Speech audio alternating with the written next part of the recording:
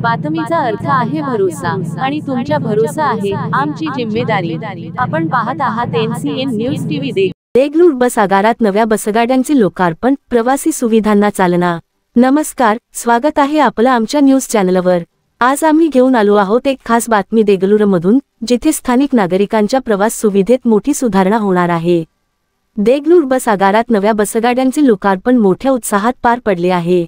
चला जाणून घेऊया या खास बातमीचे सविस्तर वृत्त।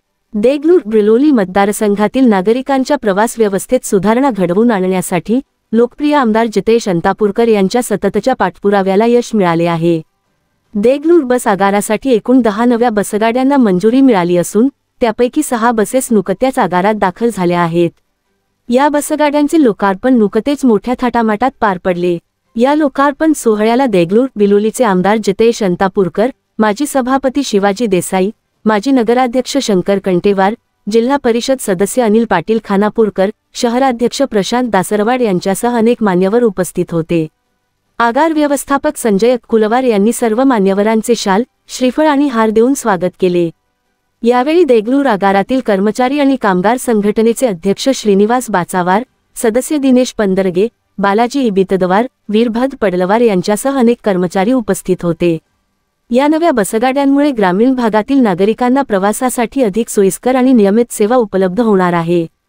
उर्वरित 4 बसेस लवकरच आगारात दाखल होणार असून यामुळे संपूर्ण मतदारसंघातील प्रवासी सुविधांचा दर्जा आणखी उंचावणार आहे। आमदार जितेश अंतापूरकर यांनी यासाठी परिवहन मंत्र्यांकडे पाठपुरावा सुरू ठेवला असून लवकरच आणखी 5 बसेस उपलब्ध करून देण्याचे आश्वासन दिले आहे। या नव्या बसगाड्यांमुळे देगलूर बिलोलीतील नागरिकांमध्ये समाधानाचे वातावरण आहे। प्रवास सुविधा बळकट होऊन स्थानिक नागरिकांचा प्रवास अधिक सुरक्षित आणि आरामदायी होणार आहे। आमदार जितेश अंतापूरकर यांच्या या प्रयत्नांचे नागरिकांकडून कौतुक होत आहे। ही होती देगलूरमधील नव्या बसगाड्यांच्या लोकार्पणाची खास बातमी। अशाच ताज्या आणि महत्त्वाच्या बातम्यांसाठी आमच्या चॅनलला सबस्क्राइब करा आणि बेल आयकॉन दाबायला विसरू नका। NCN न्यूज टीव्हीमध्ये आपलं स्वागत आहे। आज आपण पाहू शकता देगलूर शहरामध्ये देगलूर आगारामध्ये आज खूप मोठ्या प्रमाणामध्ये विकास होताना या ठिकाणी दिसून येतो। खूप वर्षापासून या ठिकाणी महामंडळ एसटीचा तुटवडा होता आणि संपूर्ण नागरिकांना फार मोठा, विद्यार्थ्यांना त्रास होत होता। परंतु जितेश भाऊ अंतापूरकर साहेब यांनी खूप मोठा या ठिकाणी पाठपुरावा केलेला। आमदार साहेब प्रतिनिधी असून त्यांनी विधानसभेमध्ये वेळोवेळी ही मागणी केल्यानंतर आज आपण या ठिकाणी पोहोचता यश आलेलं दिसून येतो।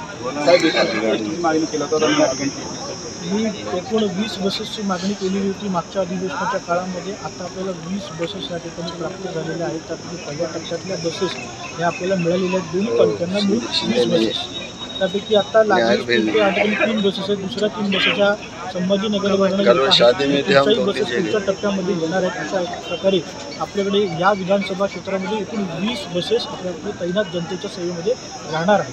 आणि निश्चितपणे मी या ठिकाणी मनापासून आभार मानतो ते राज्याचे लोकप्रिय यशस्वी मुख्यमंत्री सन्माननीय देवेंद्रजी फडणवीस साहेब व आपल्या राज्याचे परिवहन मंत्री प्रतापजी सरनाईक साहेब, त्यांच्या पुढे आम्ही जो पाठपुरावा गेल्या अधिवेशनात केला त्यांनी त्याची लागलीच दखल घेऊन आपल्या सीमावर्ती भाग आहे येथील नागरिकांना जो प्रॉब्लेम होतो वेळोवेळी, त्यामुळे याची दखल जी घेतली त्याबद्दल मी त्यांच्या मनापासून आभार। आपण इलेक्ट्रिकल बसेसची मागणी केला तर इलेक्ट्रिकल येत नाही। ह्या डिझेलच्या बसेस येत्या काळामध्ये जास्तीच्या बसेस येणार आहेत, त्याचा आकडे फार मोठा आहे। 23 बसेस जवळपास आगार जी आमची प्राप्त मागणी त्या ठिकाणी जी आहे त्यामध्ये 23 बसेस आहेत। येत्या काळात त्याही बसेस आपल्या जनतेच्या सेवेमध्ये जवळपास 1 महिना म्हटलं आहे आपण 2-3 महिने घेऊन चालतो। काही तांत्रिक अडचणी आल्या पण येत्या काळात त्याही आपल्या जनतेच्या सेवेमध्ये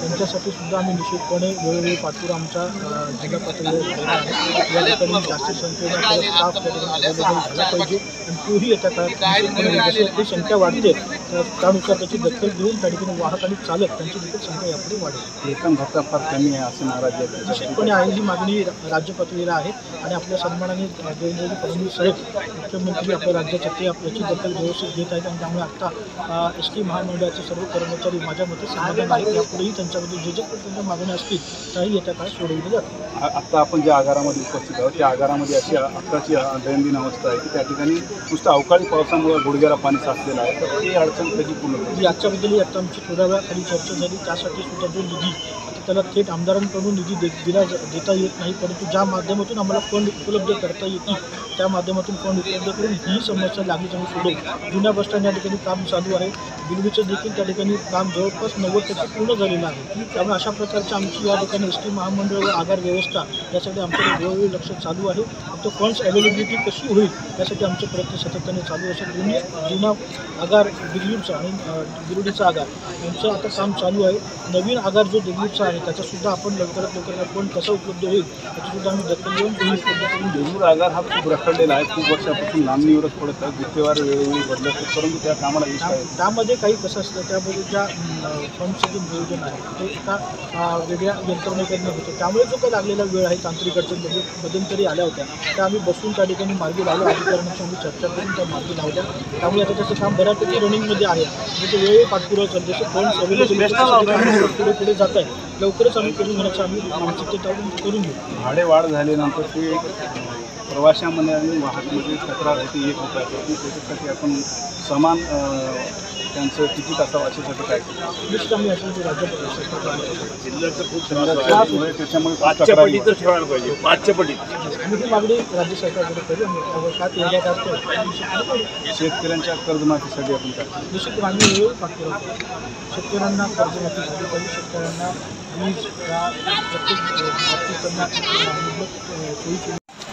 आज आपण पाहू शकता देगलूर शहरामध्ये नवीन एस टी महामंडळ लालपरी या ठिकाणी जितेश भाऊ अंतापूरकर आमदार साहेब त्यांच्या माध्यमातून उपलब्ध झाल्यामुळे आज या ठिकाणी देगलूर आगाराचे लिपिक मॅडम या ठिकाणी उपस्थित आहेत.